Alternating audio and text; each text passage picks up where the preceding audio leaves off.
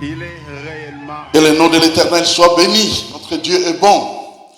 Il fait du bien à ses enfants. Et je vous avoue que la parole de Dieu nous apporte beaucoup dans nos vies, la sagesse, la grâce et la lumière de Dieu dans notre esprit. Que le nom de l'Éternel soit béni. Je voudrais vous proposer une première lecture dans Genèse au chapitre 45. Genèse chapitre 45, le verset 5 à 7. Genèse chapitre 45, 5 à 7, la parole. Maintenant ne vous affligez pas et ne soyez pas fâchés de m'avoir vendu, fâché contre vous-même, de m'avoir vendu pour être conduit ici, car c'est pour vous sauver la vie que Dieu m'a envoyé devant vous. Voilà 2 ans que la famine est dans le pays. Et pendant 5 années encore, il n'y aura ni labour ni moisson. Dieu m'a envoyé devant vous pour vous faire subsister dans le pays et pour vous faire vivre par une grande délivrance. J'aimerais bien répéter le verset 7. Dieu m'a envoyé devant vous pour vous faire subsister dans le pays et pour vous faire vivre par une grande délivrance. Alors de cette parole et d'autres qui vont suivre, nous retenons comme sujet moyen de Dieu pour pourvoir aux besoins de ses enfants. Moyen au pluriel, moyen que Dieu utilise pour pourvoir aux besoins de ses enfants. Prions le Seigneur. Père Tout-Puissant, je t'invoque. Je t'invoque pour que tu viennes parler. Je t'invoque pour que tu me touches. Je t'invoque pour que tu libères l'esprit. Je t'invoque pour que tu apportes la liberté. Je t'invoque pour que tu édifies ce peuple qui est venu pour toi. Merci pour tout ce que tu feras au nom de Jésus. Amen.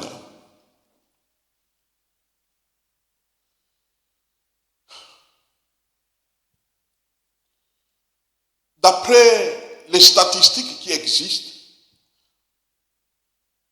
on dit dans le monde de grandes finances, 5% seulement de la population mondiale s'accapare de 90% des ressources du monde entier. 5% de la population s'accapare de toutes les richesses de la terre. En d'autres termes, 95% de la population mondiale se débrouille avec les 10% que les 5% laissent de côté. Donc, 95% de la population, on peut dire, sont dans une vie précaire. Certains sont moyens, mais le plus grand nombre sont dans la pauvreté. Et ça, c'est la réalité du monde entier. Quand vous êtes en face de telles statistiques, vous commencez à vous dire que deviendront les 95% de la population abandonnée sur le bord du chemin de la richesse. Dieu, c'est la seule réponse. Plusieurs parmi les 95% ne connaissent pas Dieu, ne pensent pas à Dieu. Mais comme dit la parole de Dieu, notre Dieu est un Dieu qui donne son pain aux bons et aux mauvais. Notre Dieu est un Dieu qui donne son pain à ceux qui croient en lui comme à ceux qui ne croient pas en lui. Dieu est donc le pourvoyeur de 95% qui restent de côté et qui n'ont pas de moyens. Face à de telles réalités, nous ne pouvons que chercher à découvrir quels sont les moyens que Dieu utilise pour pourvoir aux besoins de ses enfants. C'est important, d'autant plus que quand nous sommes enfants de Dieu, que nous voulons marcher dans la foi, nous devons savoir par où Dieu agit, comment Dieu agit, qu'est-ce qu'il fait, qu'est-ce qu'il attend de nous. Qu'est-ce que nous devons faire pour que Dieu puisse agir dans notre vie? Nous en avons certainement besoin. Une deuxième remarque, c'est un peu le texte que nous avons lu. Le texte que nous avons lu nous apprend qu'il y a eu un complot quelque part dans l'histoire, dans une famille, la famille de Joseph. Vous avez comploté contre moi. Vous avez pensé me faire du mal. Mais votre mal que vous avez voulu me faire, Dieu l'a tourné en bien. Et c'est ce qui fait qu'aujourd'hui, béni, je peux m'occuper de vous. Je peux vous aider. Je peux vous secourir. C'est Joseph qui réagit ainsi devant ses frères quand il découvre que c'est Joseph qu'ils ont vendu. C'est Joseph qu'ils ont détruit et qu'ils espéraient avoir tué. Ils ont même apporté, vous vous souvenez, de lambeaux, le reste de son vêtement multicolore que son père lui avait donné pour dire un animal féroce s'est emparé de ton fils. Et maintenant il est là devant eux en position de force, en position de puissance. Et c'est maintenant lui qui leur parle. Dieu m'a envoyé devant vous. Dieu m'a envoyé devant vous. Cette phrase, quand je l'ai lue, je me suis dit, tiens, c'est comme ça que Dieu veut que nous puissions fonctionner avec sa bénédiction. Quand tu es béni, Dieu t'envoie devant les autres. Quand tu es béni, dis-toi que Dieu m'envoie devant les autres pour que quand ceux qui sont dans le besoin, ceux qui ne peuvent pas résoudre leurs problèmes viendront, qu'ils me trouvent et qu'ils trouvent la solution de Dieu au travers de moi. Dieu m'a envoyé devant vous. C'est ça la signification véritable de la bénédiction dans les vies des enfants de Dieu. C'est Dieu qui t'envoie devant les autres pour que tu t'occupes d'eux. Dieu t'envoie, le Seigneur utilise des hommes, des femmes qu'il envoie. Si seulement ces 5% dont je parlais et qui ont toutes les richesses de la terre pouvaient avoir la réflexion de Dieu pour se dire, je suis riche, mais c'est Dieu qui m'a envoyé devant les autres pour que je leur sois utile. Quels sont les moyens que Dieu utilise pour pourvoir aux besoins de ses enfants? Premièrement, Dieu utilise les mains des hommes. Dieu utilise les mains des hommes. Dieu utilise les mains des hommes.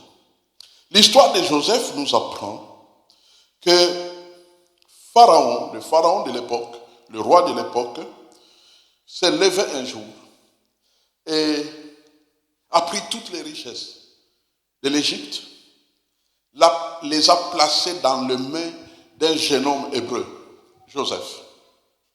Toutes les richesses, il les lui donne, il lui fait confiance. Alors la question est pourquoi est-ce que le Seigneur, pourquoi ce roi donne toutes ces richesses à cet hébreu?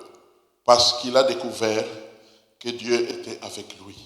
Au travers de l'interprétation des rêves du roi et surtout le fait que les prophéties que Joseph avait lancées donnaient une issue de secours pour la famine qui allait sévir dans le pays.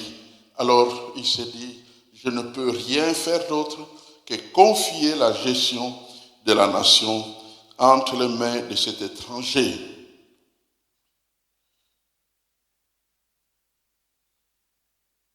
Le prophète Élie. Le prophète Élie se retrouve dans une situation d'infortune, de danger, parce qu'il avait prophétisé la famine, il avait prophétisé le manque de pluie, et il était banni, il était en train de fuir surtout la femme, n'est-ce pas, du roi, et célèbrement connue du nom de Jézabel. Il a fui et Dieu le guide comme un GPS pour les conduire et les protéger.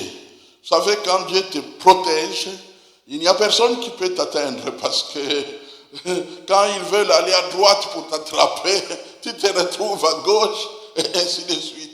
Et il a guidé là-bas, en face du Jourdain. Le Jourdain, c'était connu. Mais en face, il y avait un petit torrent. Et les gens ne s'imaginaient pas que ce torrent a encore de l'eau. Ce n'est pas possible. C'est depuis 6 mois qu'il n'y a pas de pluie. Et c'est là que Dieu le cache pour pourvoir à ses besoins. Et qu'est-ce qu'il va utiliser? Il va utiliser des corbeaux. Il va se servir des corbeaux, des oiseaux, pour venir lui apporter un morceau de pain le matin et un morceau de pain le soir. Et puis il buvait de l'eau. Ce n'est pas beaucoup, mais c'était assez pour continuer à vivre. Et c'est ainsi donc que cet homme, prophète, a continué à vivre. Et puis, à un moment donné, il se réveille le matin, eh bien, il n'y a pas d'oiseaux qui viennent. Et il regarde du côté du torrent, c'est sec. Alors, il retourne à l'Éternel. Et à l'Éternel, il va lui dire, qu'est-ce que je vais faire maintenant? Et c'est là où je vous propose de lire encore dans 1 Roi au chapitre 17.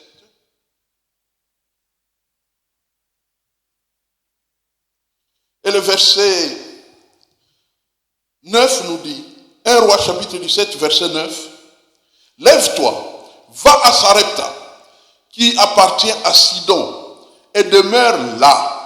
Voici, j'y ai ordonné à une femme veuve de te nourrir. » Mes frères et sœurs, je crois que vous comprenez le mot qui est utilisé. Et si nous descendons un peu plus bas pour revenir un tout petit peu à ce que nous venons de dire tout à l'heure, vous allez découvrir que ce verbe est encore utilisé par l'Éternel. Au verset 4, que dit l'Écriture? « Tu boiras de l'eau du torrent, et j'ai ordonné au corbeau de te nourrir là-bas. » Mes frères et sœurs, le Dieu chez qui nous sommes venus par la conversion à Jésus-Christ, ce Dieu-là ordonne. Ce n'est pas qu'il négocie, ce n'est pas qu'il influence, ce n'est pas qu'il corrompt, mais il ordonne parce que sa voix et son autorité sont entendues partout et par tout le monde. Depuis les hommes jusqu'aux bêtes. Et même les objets, les choses peuvent recevoir l'ordre de l'Éternel. J'y ai ordonné à des corbeaux de s'occuper de toi. Maintenant c'est à Sarepta. J'y ai ordonné à une veuve de te nourrir. Quand on entend dans la suite du temps la conversation entre Élie et cette femme veuve, on découvre que cette femme avait 1001 raisons de ne pas donner quoi que ce soit à Élie. Il me reste un gâteau. Je vais le cuire. Moi et mon fils, nous mangerons et après nous mourrons. Quand tu es dans une telle condition, tu ne te sentiras pas appelé à aider quelqu'un. Vous savez que beaucoup d'enfants de Dieu se disqualifient à faire du bien tout simplement parce qu'ils attendent qu'ils aillent mieux. Ils attendent qu'ils aillent beaucoup. Ils attendent que leur situation s'améliore. Alors seulement en ce moment-là, ils pourront commencer à bénir les autres. Eh bien, que l'expérience de notre sœur, la veuve de Sarepta, nous enseigne et nous rappelle que notre Dieu est un Dieu qui doit être servi quelles que soient les circonstances. Donc, Dieu utilise les mains des hommes, cela ne fait aucun doute. Heureux les hommes et les femmes par les mains desquels Dieu agit pour pourvoir aux besoins de ses enfants. Heureux les hommes et les femmes qui sont utilisés par Dieu. Quand Dieu t'a utilisé, c'est une très bonne chose. Tu as bien fait de servir ton Dieu en étant utilisé par Dieu pour servir son peuple, pour servir ses enfants. Lorsque nous allons dans le Nouveau Testament, dans Luc chapitre 6, dans Luc chapitre 6, le verset 38, la Bible dit, Luc chapitre 6, le verset 38, la parole, « Donnez et il vous sera donné. On versera dans votre sein une bonne mesure serrée, secouée et qui déborde. Car on vous mesurera avec la mesure dont vous vous serez servi. Donnez, il vous sera donné. Ce passage, en résumé, veut dire que Dieu promet de susciter des hommes qui vont vous servir, qui vont vous donner, qui vont intervenir. Dieu va susciter des hommes. Cela ne fait aucun doute. On vous donnera les on là, ce sont les hommes que Dieu va soulever. Ce sont les veuves de Sarepta que Dieu va soulever. Tous ces hommes, ces femmes à qui Dieu parle sur leur couche, dans leur sommeil, dans les têtes desquelles Dieu installe des convictions. Tu dois faire ceci, tu dois résoudre tel problème, tu dois intervenir, il faut que tu agisses. Eh bien, il y a des hommes et des femmes que Dieu va utiliser pour te bénir, pour prendre soin de toi. La parole de l'Éternel le dit. Donc, un jour, c'est pourquoi il ne faut pas te considérer pauvre quand Dieu va utiliser des hommes pour te bénir. Non, c'est la décision de Dieu. Il fera en sorte que ces biens aillent, transitent par tel autre, avec qui tu es en contact, avec qui tu es en relation, avec qui tu n'as aucun contact, et Dieu va se servir de ces gens-là pour te bénir. Et lorsque cela arrive, sois reconnaissant, humblement reconnaissant, et te dire, Seigneur, tu es passé par là, j'accepte avec bonheur. Vous savez, l'orgueil, il me fait que beaucoup d'hommes et femmes ne veulent pas dépendre des autres. Mais vous savez, nous qui servons Dieu, moi je n'ai eu que servir Dieu. On peut dire ce qu'on veut, mais moi je n'ai eu que servir Dieu. Je le sers depuis longtemps. Officiellement, je le sers depuis 1981. Je n'étais que dans le ministère. Et nous qui avons servi Dieu de cette manière-là, nous nous sommes rendus vraiment compte que Dieu utilisait des hommes pour nous bénir. Dieu utilisait des hommes pour nous bénir. Un homme vient, une femme vient, et il s'assoit là, et il dit que Dieu lui a dit qu'il me donne. Un jour, je n'oublierai jamais, une sœur est entrée dans le bureau, s'est assise. Elle a dit, Dieu m'a dit de te donner tout mon salaire. Il vient de sortir, le voici. Est-ce que vous pouvez faire ça? Non, vous ne le ferez pas par vous-même. Mais si c'est Dieu qui vous ordonne de le faire, vous le ferez en chantant, en louant les louanges. Comment est-ce que ça s'est passé? Dans le secret de son cœur, au fait, elle avait postulé pour un travail. Alors, dans le secret de son cœur, elle a dit, je vais aller voir le pasteur. Il va prier pour moi, pour que Dieu me donne ce travail. Et si tu me donnes ce travail, le premier salaire sera à lui. Moi, je ne savais rien de tout ça. Elle entre et puis je prie pour elle. Papa pasteur, j'ai postulé quelque part, est-ce que tu peux prier pour moi? Je dis, oui, on prie. Seigneur, ouvre les portes. S'il y a 10, 20, 30 qui postulent et qui voudraient avoir le même poste, s'il n'y a qu'une seule place, donne-la à ta fille. Et on a prié, on a terminé, elle est partie. Et Dieu a agi. Dieu lui a donné le poste. Et de la sorte, elle s'est sentie utilisée par Dieu pour bénir les autres. C'est comme ça que notre Dieu travaille. Quand nous plaçons notre confiance et notre obéissance à Dieu, il promet de se servir des hommes, des oiseaux, des chevaux, tout ce qu'il peut pour pourvoir à nos besoins. Quand nous plaçons notre confiance en lui et quand nous lui obéissons. Mais c'est quoi obéir Dieu? Obéir Dieu contient deux éléments très importants. Vous savez, moi j'obéis à Dieu, mais deux choses. Numéro un, c'est résoudre, n'est-ce pas, comme un principe vital de ne faire que la volonté de Dieu. Donc, c'est résoudre, c'est-à-dire prendre la résolution. Je veux faire la volonté de Dieu, quoi que cela me coûte. Quoi que je puisse manquer à cause de cela, je veux faire la volonté de mon Dieu. Quelqu'un qui n'a pas fait cette résolution au départ, même dans l'évangile, ne peut pas être sauvé. C'est par là, c'est la clé. La clé pour être sauvé, la clé pour être exaucé, la clé pour marcher. Donc toutes les belles expressions qu'on utilise, crainte de Dieu et tout le reste, tout est concentré dans ce simple geste de se résoudre à obéir au Seigneur, quel que soit le prix. Et deuxièmement, obéir au Seigneur, c'est le réflexe immédiat quand tu es devant la circonstance pour faire la volonté de Dieu. Le réflexe immédiat. Donc, tu ne calcules pas. Tu es dans la situation d'obéir au Seigneur. Tu agis, tu ne te poses pas mille questions. Tu agis directement. Quand on m'a contacté pour dire, voilà, nous allons faire une campagne d'évangélisation, Franklin Graham va venir, je n'ai pas fait de calcul. J'ai dit, ok, on s'engage. Ok, on le fait, parce que c'est la volonté de Dieu. Ok, on y va. C'est la volonté de Dieu. C'est comme ça qu'on marche. C'est ça, obéir au Seigneur. Et Dieu est sensible à ça. Dieu est dompté par l'obéissance d'un homme, d'une femme. Et ça, c'est comme ça que Dieu peut. Et ce que j'aime avec l'obéissance, elle peut annuler ton histoire de fautes. Bon, maintenant, Satan et ceux qui sont en lui, eux vont rester dans ton histoire du péché. Je répète, Satan et ceux qui sont avec lui vont rester dans ton histoire du péché. Parce qu'ils doivent te garder coupable à tout jamais.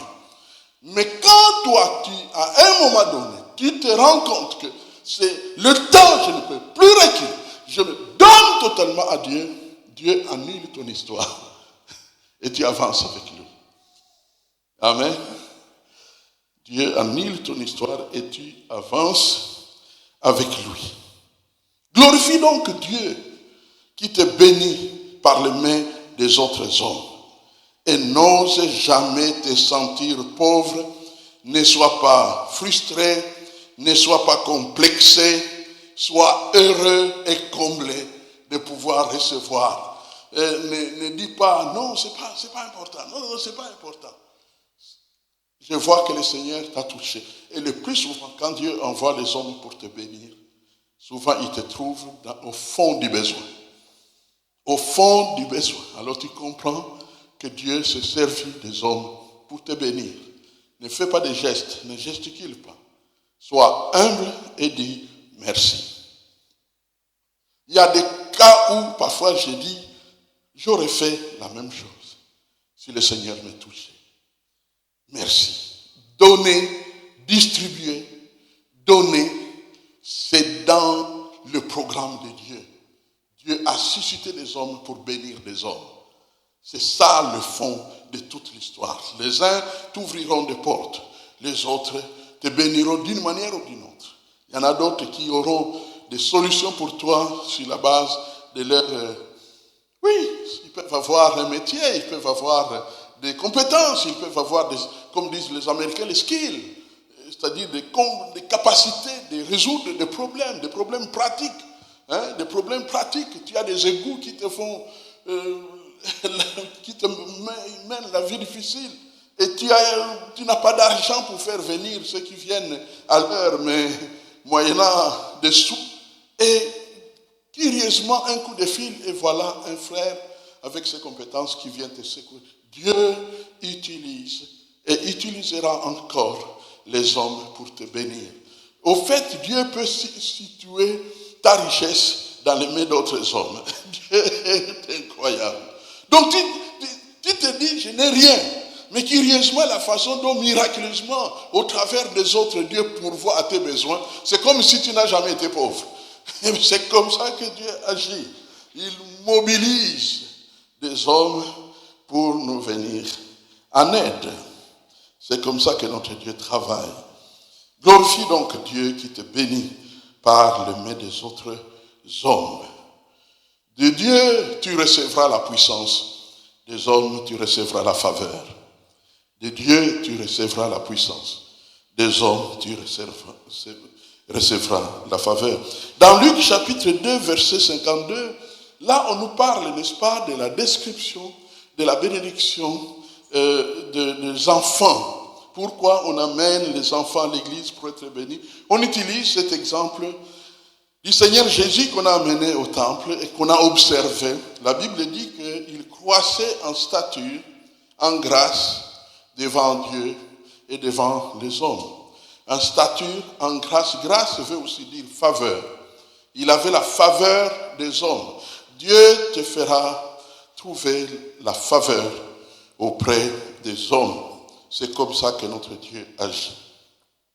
Alors, que retenir encore de cette vérité?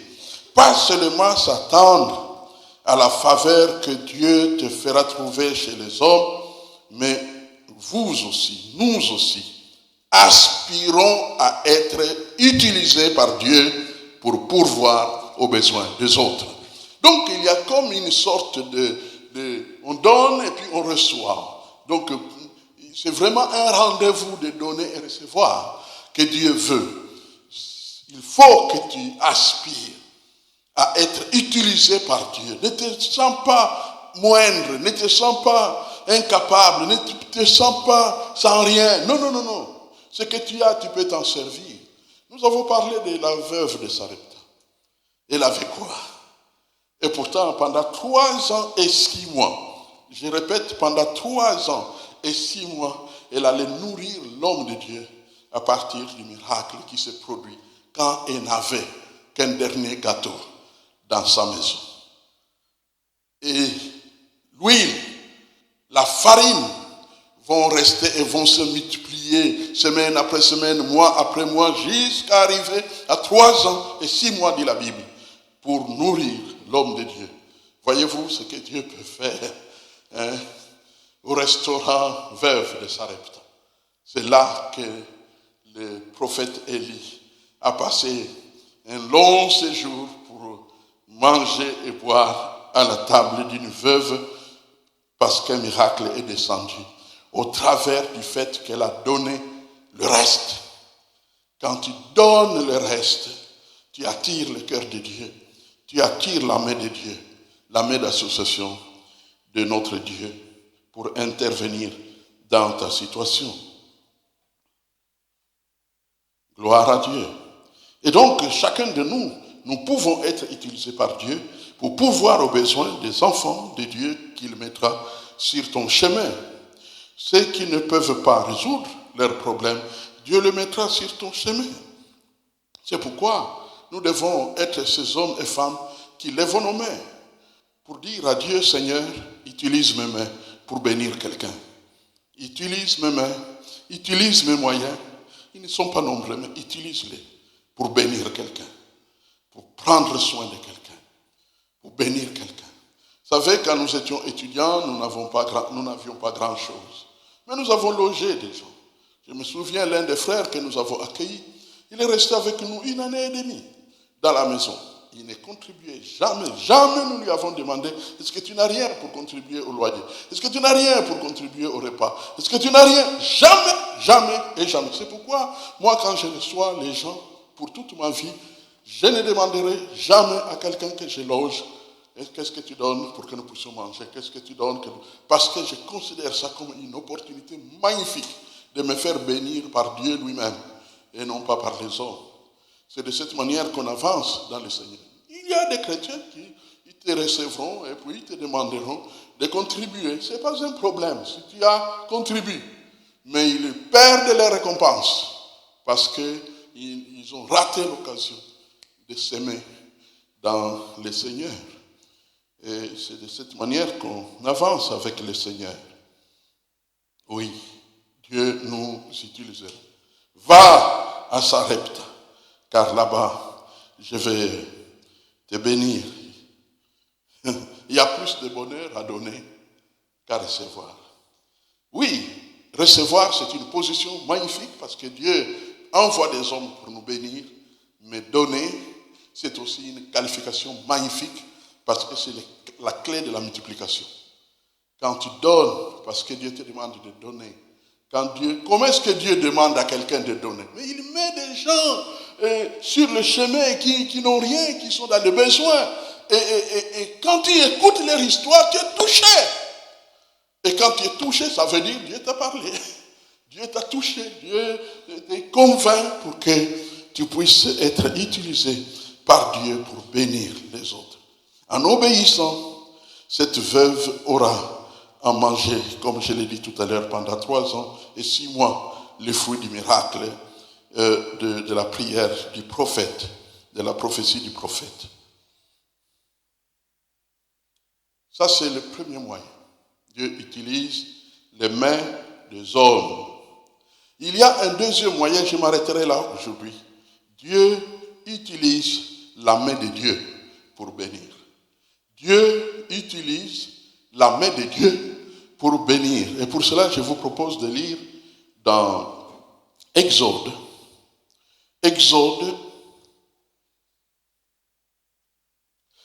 chapitre 1, le verset 8, la parole. Il s'éleva sur l'Égypte un nouveau roi qui n'avait point connu Joseph. On s'arrête là. Il s'éleva sur l'Égypte un nouveau roi qui n'avait pas connu Joseph. Les faveurs des hommes ont une date de péremption. Amen. Les corbeaux n'étaient plus là. Et dans l'histoire, Joseph a eu un roi, vous avez entendu, n'est-ce pas, la parole de Dieu, qui s'est levé officiellement et a tout remis à la gestion d'un Hébreu, Joseph. Mais, comme la montre tourne, on arrive au verset 8 de Exode chapitre 1. Il se leva sur l'Égypte un nouveau roi qui n'avait point connu Joseph. Tu arrives en Égypte, tu te dis, je vais te bénir. Et puis tu vas au palais royal. Tu dis, moi je viens de la part de Joseph. C'est qui Joseph? C'est qui Joseph? Oh, Joseph, c'est lui à qui on a remis toute la gestion de l'Égypte. Ici, alors va-t'en. Il s'éleva un roi qui n'avait pas connu Joseph. Ces circonstances arrivent, n'est-ce pas? Où tu te retrouves dans une situation, dans un contexte où tu as affaire à des gens qui n'ont rien à voir avec ton histoire de bénédiction, ton histoire de grâce, ton histoire de relation, ton carnet d'adresse. Ils n'ont rien à voir avec ça. Vous savez, je pense un peu à l'Afrique, je ne vais pas prendre d'autres pays que je ne connais que très peu. Je prends l'exemple du pays Congo. À une époque donnée, ça s'appelait Zaïre. Et il y avait beaucoup de Zaïrois qui avaient des connexions dans la direction du maréchal. Et puis, un jour, Joseph Kabila arrive au pouvoir. Alors, va te présenter devant lui pour lui dire, moi, j'ai travaillé à la cuisine de Mobutu. Il s'éleva en Égypte un roi qui n'avait pas connu Joseph. C'est ici où nous trouvons une leçon très importante. Quand ces circonstances arrivent, quand nous perdons un contrat, quand nous perdons un travail, quand nous perdons une source de bénédiction, n'ayons pas les yeux inquiets, voire une déception lorsque ce que Dieu a utilisé dans le passé ne le font plus. Gardons-nous de regarder à un bienfaiteur lorsqu'il ne peut plus le faire, car Dieu sait ce qu'il fait. Amen. Quand de telles circonstances arrivent, aie les yeux sur Dieu pour dire maintenant, je regarde uniquement à Dieu. Je regarde à Dieu. Et non pas nécessairement qu'il va nous envoyer vers quelqu'un d'autre, mais il y a des moments où, quand maintenant cela arrive, quand tout est devenu sec, Dieu peut maintenant lever sa main pour intervenir directement. C'est important de comprendre cela. C'est important de le savoir. Les hommes que Dieu a utilisés dans nos vies, soyons humbles, reconnaissants pour toute la vie, mais sachons que ces hommes ne sont pas nos sources. Dieu les a utilisés, mais ils ne sont pas notre source. Le travail, l'entreprise sont des systèmes. les systèmes. Alors là, j'emprunte un mot que je vais rapidement vous définir. C'est quoi un système? C'est l'ensemble des pratiques bien organisées en fonction du but à atteindre. L'ensemble, n'est-ce pas, de pratiques bien organisées, un peu comme une entreprise, par exemple. C'est l'ensemble des pratiques bien organisées dans le but d'atteindre des buts. Et ces buts à atteindre, c'est que ça procure de l'argent, ça procure de résolution des problèmes des gens, et ainsi de suite. On organise un peu, même les plantations, les champs, ainsi de suite. Ce sont des systèmes, une entreprise, un travail, et tout ce qui peut générer des moyens, eh bien, ce sont là des systèmes. Eh bien, Dieu peut passer par des systèmes. Les corbeaux, c'était comme des systèmes. La veuve de Sarepta, c'est comme une sorte de système. Mais Dieu seul, notez, Dieu seul est la source. Ton travail n'est pas ta source. C'est Dieu qui est ta source. C'est très important de comprendre cela. Ton commerce n'est pas ta source. C'est Dieu qui est ta source. Tu as peut-être une bonne relation avec un homme, une femme qui a des moyens et qui te bénit. Sache que ce n'est qu'un système qui peut passer. Mais la source reste. Dieu est notre source. Dieu est notre source. Ça me fait penser à ces 3 manteaux auxquels j'ai fait allusion le vendredi à notre réunion.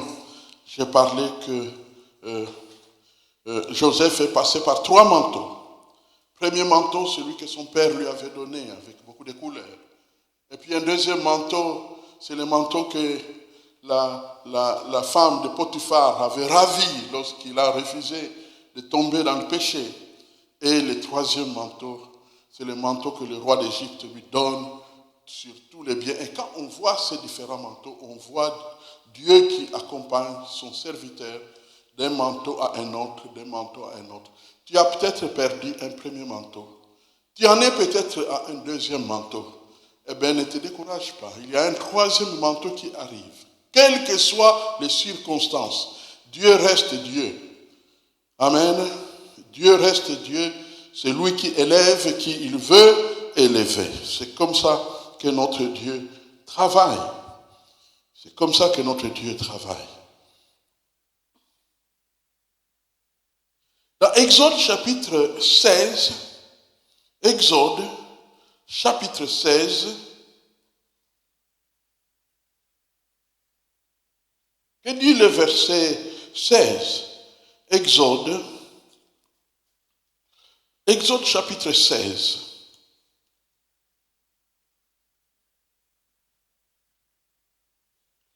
Le verset 16 nous dit ceci, et le verset 17, l'Écriture. Voici ce que l'Éternel a ordonné.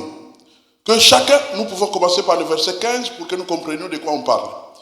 Les enfants d'Israël regardèrent et ils se dirent l'un à l'autre, qu'est-ce que cela? Car ils ne savaient pas ce que c'était. Moïse leur dit, c'est le pain que l'Éternel vous donne pour nourriture. Voici ce que l'Éternel a ordonné.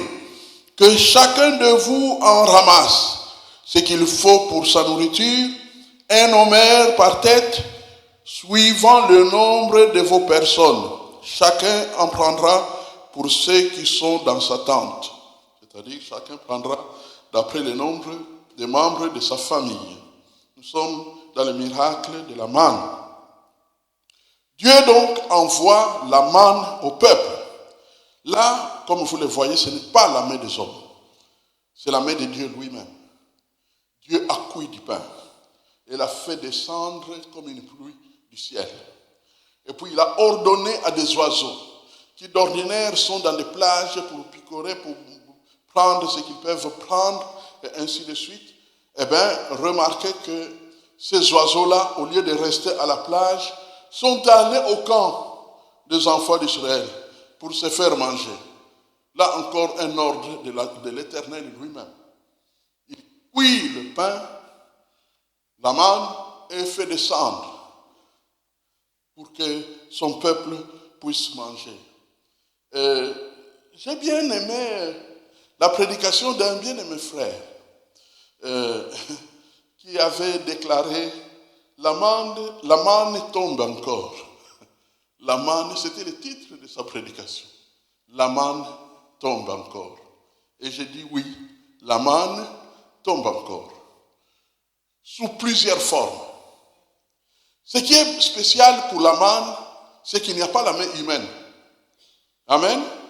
Il y aura des situations où tu verras toi-même qu'il n'y a pas de main humaine.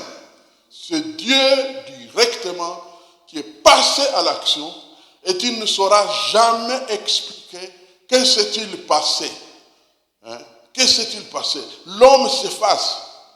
L'homme s'efface. Mes frères et sœurs, vous croyez-moi, ceux qui étaient à l'époque présents, ils le savent. J'ai vu de mes yeux à la porte de notre maison 450 000 francs belges déposés par un inconnu jusqu'aujourd'hui que je ne connais pas.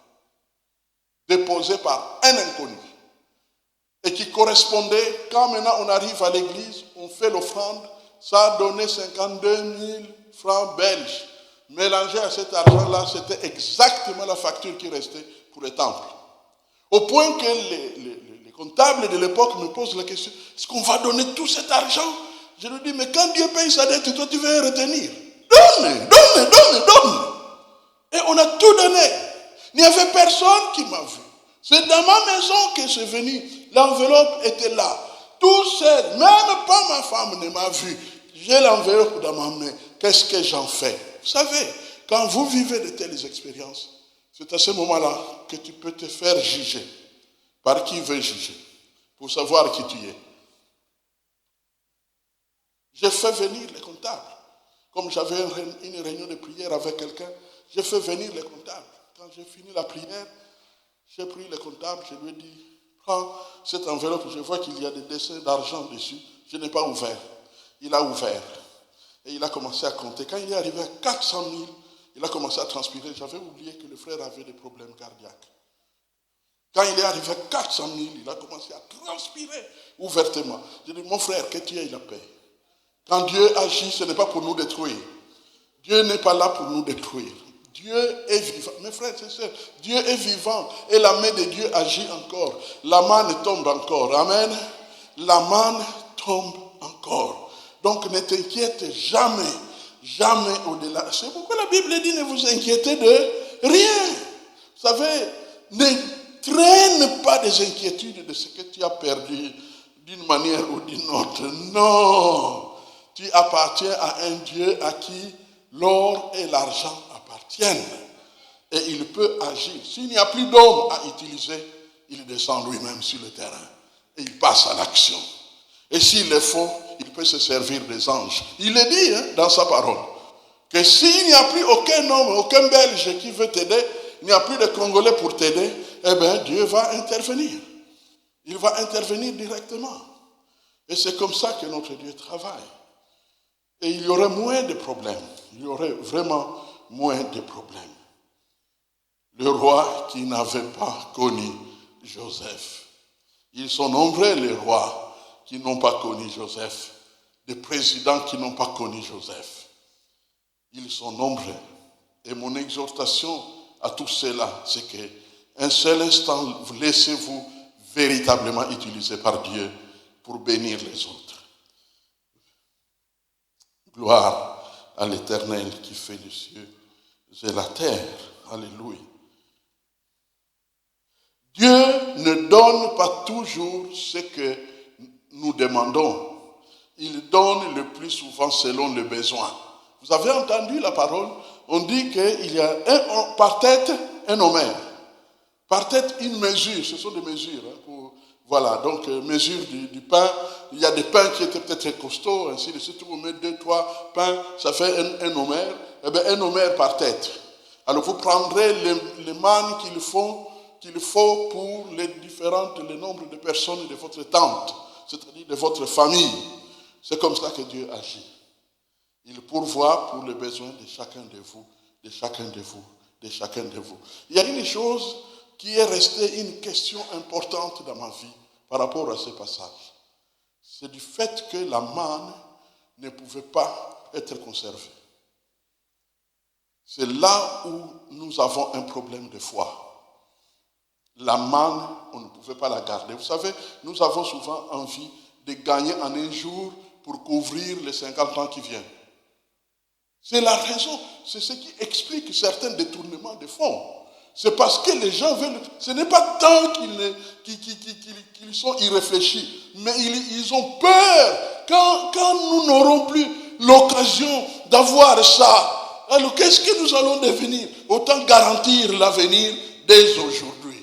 Alors ils veulent prendre tout ce qu'il y a à prendre, parfois même avec beaucoup de risques. Ils prennent tout ce qu'il faut prendre pour garantir les 10 ans qui viennent, pour garantir les 20 ans qui viennent, et puis dans la suite ça devient une source de problèmes. Ça devient de terribles problèmes pour lesquels ils n'ont pas de solution. Eh bien la manne que Dieu donne, c'est une manne qu'on ne peut pas garder pour le lendemain. Si tu oses garder, moi j'ai eu beaucoup. Je les garde comme ça, demain je n'irai pas ramasser. Il arrive demain, vide. Donc c'est-à-dire des têtards, tout ça, ça pourrit. On ne peut plus les manger. C'est infect. C'est infect. C'est la raison pour laquelle la foi s'entretient par ce qui est quotidien. La foi s'entretient de cette manière-là.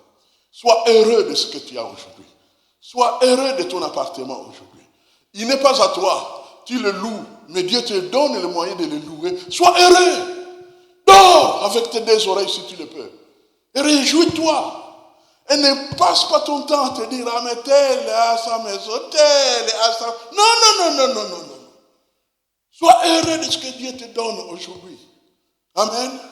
Car ça entre dans les plans de Dieu. C'est la manne du ciel que tu as, que tu ne peux pas contrôler.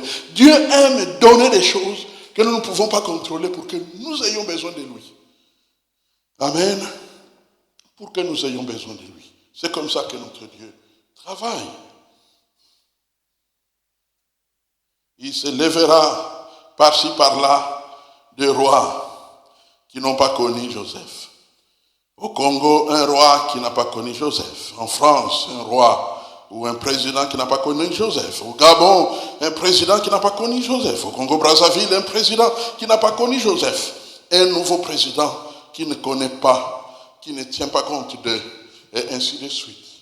J'exhorte à ces grands hommes de se dire qu'ils sont envoyés sur la terre pour une mission. Et que la gestion qu'ils ont, comme Joseph en a eu en Égypte, qu'ils gèrent et nourrissent, qu'ils aient des calculs. Le peuple dans les calculs, le peuple dans les calculs. Ayez les calculs du peuple. Et pas des comptes bancaires cachés dans des paradis fiscaux, mais plutôt des calculs du peuple. Voilà ce que Dieu veut. Quand nous obéissons à Dieu, nous le servons sans jamais murmurer. Dieu va libérer les ressources nécessaires pour que nous les servions efficacement. Bien-aimé, je suis à la fin pour dire simplement que Dieu utilisera les hommes, mais aussi utilisera sa puissante main.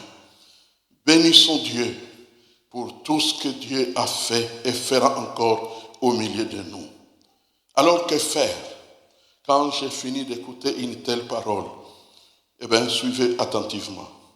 Jésus, je te donne toute ma vie. On ne peut pas être indifférent là où Dieu agit. Il faut réagir. Dieu, je te donne toute ma vie. Et je place ma foi en toi. Lave-moi des péchés de ne pas te laisser utiliser mes mains pour les autres. J'ai souvent fermé mes mains, fermé mon cœur, alors que je pouvais faire. Parfois, j'ai fait, mais à mi-chemin. J'ai fait un peu, alors que j'aurais pu faire beaucoup. Seigneur, je veux être utilisé par toi. Pardonne-moi pour les péchés de murmure. Quand j'étais dans le besoin, au lieu d'être patient, au lieu de te regarder, et non, j'ai regardé ailleurs. Il y a des moments, mes frères et sœurs, notez bien ça, qu'il y a des moments où notre Dieu peut utiliser la fermeture d'une porte, tout juste, pour que nous puissions regarder vers lui. Parce qu'à un moment donné, l'habitude à recevoir, l'habitude à être béni, l'habitude à être comblé par les autres est telle que tu oublies que c'est de Dieu que tout cela arrive. Tu commences même à prendre l'élan d'un respect excessif des hommes qui te bénissent, comme si tu dois leur livrer ta vie. Tu dois, je ne sais pas faire quoi pour eux. Et quand Dieu voit cela, il peut fermer la porte. Il peut susciter des rois qui n'ont point connu Joseph, pour qu'en ce moment-là, tu n'aies qu'une seule direction où regarder, la direction de Dieu. Que tu n'aies qu'à regarder à Dieu. Dieu peut permettre cela, peut permettre de telles pertes pour que tu sois obligé de regarder vers lui. Pardonne-moi, Seigneur, toutes les fois que j'ai regardé aux hommes à la place de regarder vers toi. Car en réalité, il n'y a que toi qui es véritablement la source. Oui, Seigneur, je reçois, j'ouvre mon cœur pour recevoir la vie nouvelle que tu donnes à ceux qui croient en toi. Je veux vivre pour toi. Je veux dépendre de toi. Comme dit ta parole, voici, je me tiens à la porte et je frappe. Si quelqu'un entend ma voix et ouvre la porte, j'entrerai chez lui.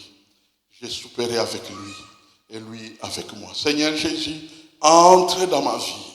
Viens régner dans mon cœur. Viens occuper toutes choses dans ma vie.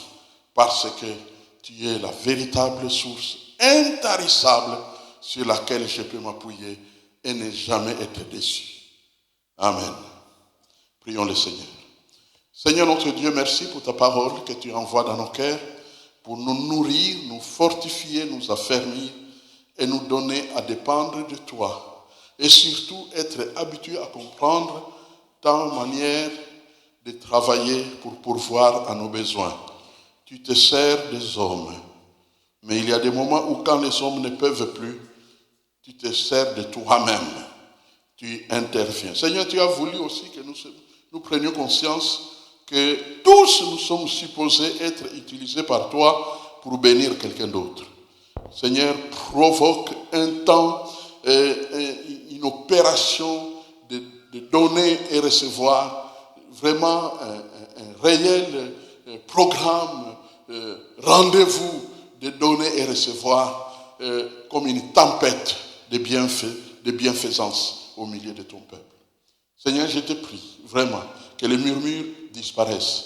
Seigneur, je te prie que les yeux fixés sur les hommes disparaissent et que nous ayons tous nos yeux fixés sur toi. Seigneur, je te prie que tes ordres soient entendus par le plus grand nombre et que même ceux-là qui détiennent le destin des peuples, Seigneur, regarde vers toi pour comprendre ton modèle de pourvoir pour tous ceux qui sont sur cette terre, aux bons comme aux méchants. Seigneur, tu n'as pas fait de ton pain, tu n'as pas fait de ton eau une récompense uniquement des bons. Non, tu donnes aux bons et aux méchants. Et pourquoi tu le fais? Parce que celui qui est méchant aujourd'hui peut devenir bon demain par ton secours, par ton intervention dans sa vie. Seigneur, merci pour toute la lumière et la grâce avec lesquelles tu remplis les nations pour provoquer un vent nouveau de paix, de joie et de partage. Et que toutes ces statistiques qui font peur, que 5% seulement des hommes s'accaparent de la grande majorité des richesses de la terre, Seigneur, que toutes ces statistiques soient renversées pour que nous puissions entrer dans l'ère pré-royaume des cieux où le partage devient monnaie courante. Père, qu'il en soit ainsi, par la puissance du Saint-Esprit et par l'aide de ta parole qui donne la sagesse. Amen.